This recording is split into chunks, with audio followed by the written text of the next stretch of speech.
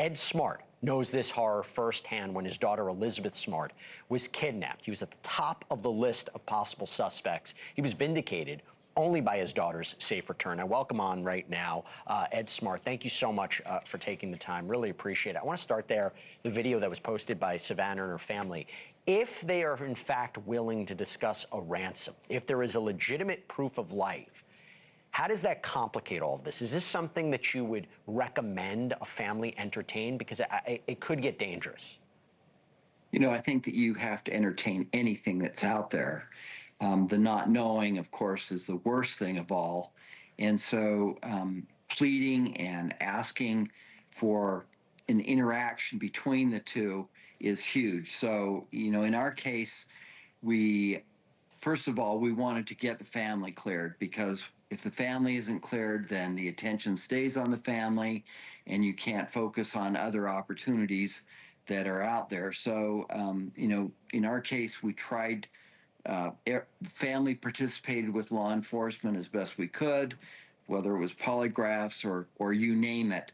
But I think that the importance of the family asking for help, you know, it's not only asking, hoping that the mother hears and gives her hope that everyone's out there doing everything they can to bring her home, but also that the, you know, captors also know that there is a willingness to try and do whatever it takes to bring them home. So, you know, I'm encouraged that all the law enforcement agencies seem to be coming together on this case.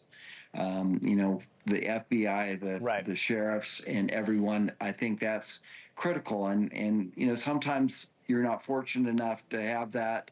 You've got people that are law enforcement agencies that become territorial. So I think it's huge.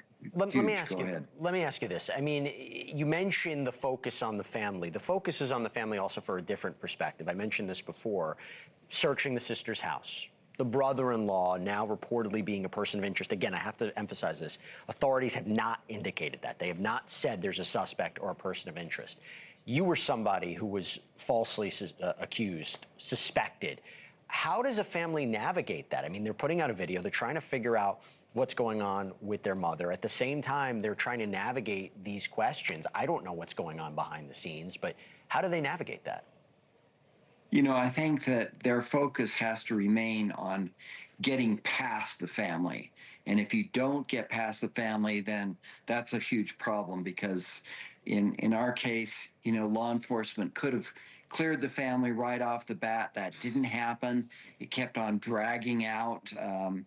And, you know, all it takes is a new news bite to come out there to take the focus away from finding Nancy. So, you know, doing everything that you possibly can to keep the information flowing to law enforcement and working with them is critically important.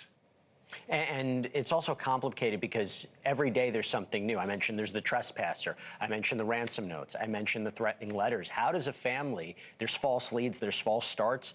The sheriff is saying, you know, he hopes that Nancy's alive. Again, how does the family keep hope, and how does the family manage all that and try to understand what's coming in piece by piece? You know, I think for a lot of families that find themselves in this situation, they basically have to keep hope, keep the faith that she's still out there, and until otherwise directed, that's what their focus has to be. I mean, I had a feeling inside that she was still out there, and that we couldn't give up hope. And you know, I believe that most families have a feeling as to whether their missing person is alive or not. But I think until there's proof otherwise, you know, you need to keep that faith. And I hope the sheriff is right. There are some concerning factors, considering the medication, concerning the pacemaker, considering her age, considering how many days, but I hope the sheriff is right and Nancy is safely returned to her family. Ed Smart, thank you so much for coming on. Appreciate it. Thanks for having me. Thank you for watching. Subscribe below and download our NewsNation app right now on your phone, and you will get fact-based, unbiased news for all Americans.